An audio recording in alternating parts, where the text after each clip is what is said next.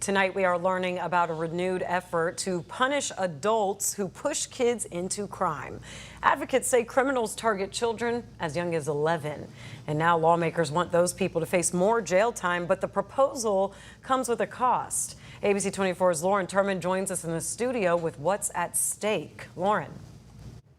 And it's certainly a lot, Pepper, lots of information to get through here. But first, what if the person pulling the strings in some of the crimes committed by young people isn't even a minor at all? That's what state lawmakers tell me is happening across communities in Tennessee. And now they say it's time to hold the right people accountable.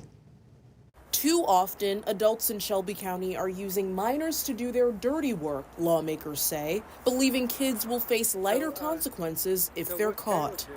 And because of generational trauma, when you have grandparents and parents who have been involved in that type of life because of the historical poverty and housing insecurity issues in Memphis, you feel that that's your destiny. Heal 901 founder and CEO K. Darrell Cowan has seen that pattern of behavior with some of his mentees. So has Representative Antonio Parkinson, who is now reviving House Bill 1165 to change that.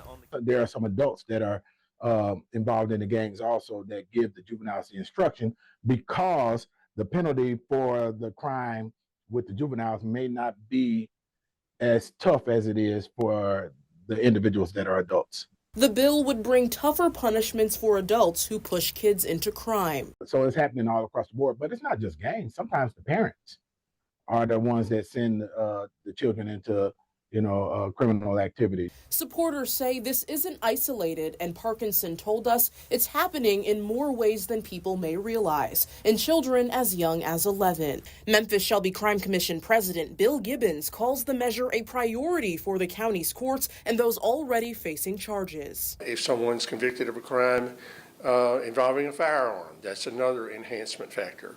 A juvenile record is another enhancement factor that a judge can consider.